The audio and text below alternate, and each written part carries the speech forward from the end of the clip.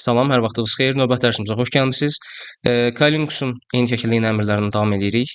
Bu dərsdə isə biz ümumi şəbəkə üzərində icra edə biləcəyimiz əmrləri detallı göz gəzdirəcəyik. Bu əmrlər də yenə bizim eyni şəkildə penetration testingdə və kiber təhlükəsizliyin digər bütün mərhələlərində enumeration-dan tutmuş, belə deyim, exploitation-a qədər yenə istifadə edəcəyimiz əmrlərdir. If config yazaraq ümumi şəbəkə interfeyslərini, bizim IP-mizi, subnetimizi, broadcast adresimizi və s. görə bilirik. İstəyirsiniz terminala keçsək, yavaş-yavaş praktik eləyərək başlayaq. İlk olaraq clear əmrindən istifadə edərək mən bunu təmizləyirəm. If config yazaraq, bayaq da qeyd etdiyimiz kimi şəbəkə interfeysləridir. Belə deyim, onların IP və versiya 6, IP versiya 4 eyni şəkildə adreslərini görə bilərsiniz. Məsələn, mənim dokerimin burada aldığı IP-ni görə bilərsiniz. Hansı netmaskda yerləşir onu görürsünüz. Broadcast adresində yenə eyni şəkildə görə bilirsiniz. Siz burada deyək hansısa bir servis qaldırmısınızsa, eyni şəkildə həmin servisində adı burada çıxacaq. Sizdə normalda yəqin ki, docker servisi olmayacaq. Bizdə sadəcə növbəti dərslərdə belə deyim, istifadə edəcəyik deyə mən indidən qaldırmışam və hansısa bir servis yaratmışsınızsa, ona uyğun interfeysdə eyni şəkildə təbii ki, ehtiyac varsa, burada eyni şəkildə görünmüş hala gəlmiş olur. Normalda sizdə olan Ethernet 0-dur. Hansı ki, mənim hal-hazırda daxili şəbəkədə aldığım IP adresi budur. Netmaskı budur. Eyni şəkildə broadcast adresi də bundan reprezentasiya olunub. Digər belə deyim, interfeysləri də buradan görə bilərsiniz. Əlavə olaraq IP A əmrindən də istifadə edə bilərsiniz. Bu da hal-hazırda olan interfeyslər, o interfeyslər haqqında detallı məlumatları sizə göstərmək üçün istifadə olunur. Əslində aşağı-yuxarı eyni məqsədlərdən ötürü istifadə edirsiniz bu iki əmri. Sadəcə bəzi xırda fərqliliklər var. Özünüz göz gəzirsəz, buradakı fərqləri eyni şəkildə detallı şəkildə görmüş olacaqsınız. Paralelində bizdə ping əmri mövcuddur.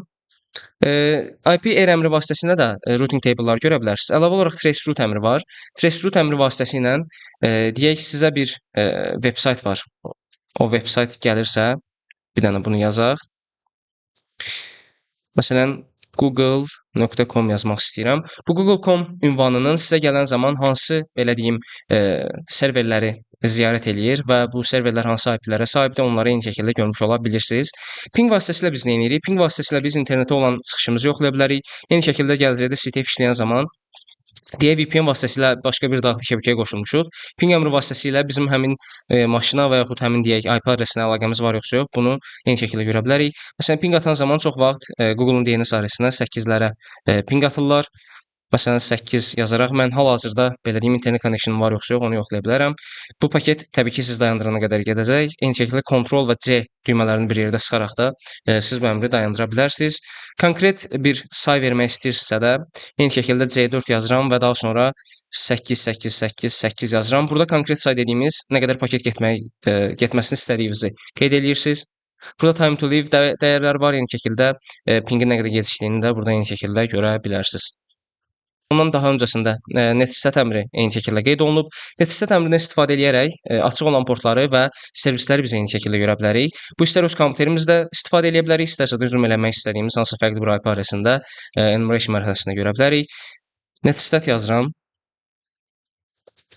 Parametrlərin hər birini ayrı-ayrı izah eləməyəcəm, ancaq siz də burada göstərilən kimi yazsaz, belə deyim, sizin işinizə yarayacaq. Hal-hazırda burada məndə belə deyim, qalxmış olan interfeyslərdir, servislərdir, onların IP adreslərini eyni şəkildə detallı şəkildə göstərir. Clear əmrindən istifadə edirik və bunu da yenə eyni şəkildə silirik. Əlavə olaraq mmap toolu var. Mmap tool biz demişdik ki, enumeration mərhələsində istifadə olunan bir tooldur.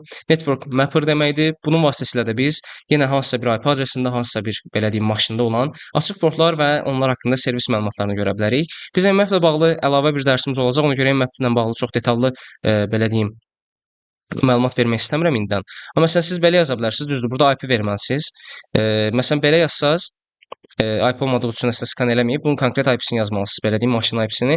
Məsələn, aggressiv skan vermişəm parametrlərdə. Eyni şəkildə sürətin 4 olmağını istəyirəm. Bu zaman 4 dənə paralel paket gedir və sürəti daha da artırır. Lakin belə olduqda da detection riskini müəyyən qədər artırmış olursunuz.